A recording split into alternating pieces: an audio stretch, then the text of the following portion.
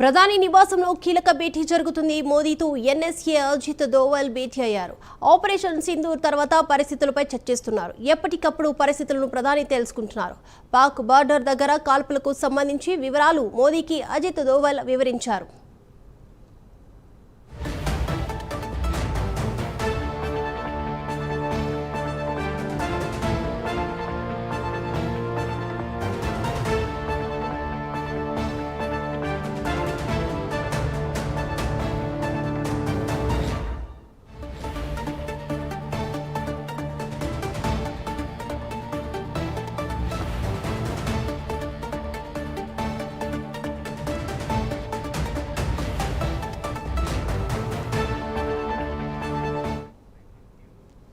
ప్రధాని నివాసంలో కీలక భేటీ జరుగుతుంది. మోదీతో ఎన్ఎస్ఏ అజిత్ దోవల్ భేటీ అయ్యారు. ఆపరేషన్ సింధూర్ తర్వాత పరిస్థితులపై చర్చిస్తున్నారు. ఎప్పటికప్పుడు పరిస్థితులను ప్రధాని తెలుసుకుంటున్నారు.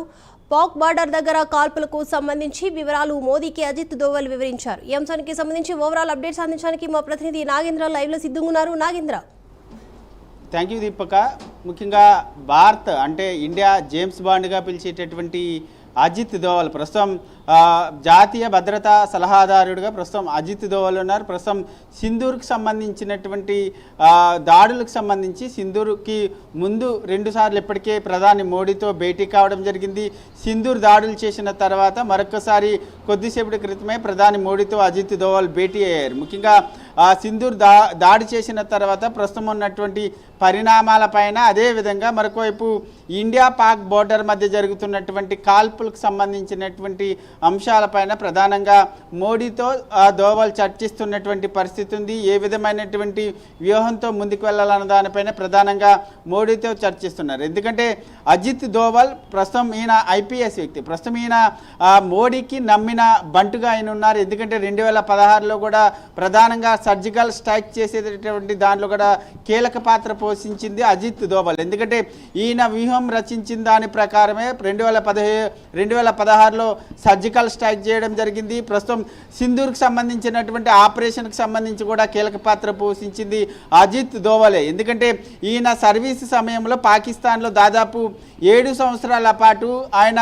పాకిస్తాన్లో ఉన్నారు. అక్కడ ఉన్నటువంటి పూర్తి సమాచారాన్ని ఒక రా ఏజెంట్గా ఈయన ఇండియాకి చేరవేసినటువంటి పరిస్థితి. ముఖ్యంగా శత్రు దేశాలకు సంబంధించినటువంటి సమాచారాన్ని కానీ ఆర్మీకి సంబంధించినటువంటి సమాచారాన్ని పూర్తి స్థాయిలో తెలుసుకొని ఇండియాకి పంపించేటటువంటి వ్యక్తి అజిత్ దోవల్. ప్రస్తుతం ఈయన ఇండియా ఏ ఆపరేషన్ చేసినా సరే ఇది కీలక పాత్ర పోషించేటటువంటి పాత్ర. ప్రస్తుతం సర్జికల్ స్ట్రైక్లో కానీ ఆపరేషన్ సింధూర్లో కానీ ఈయన కీలక పాత్ర పోషించారు.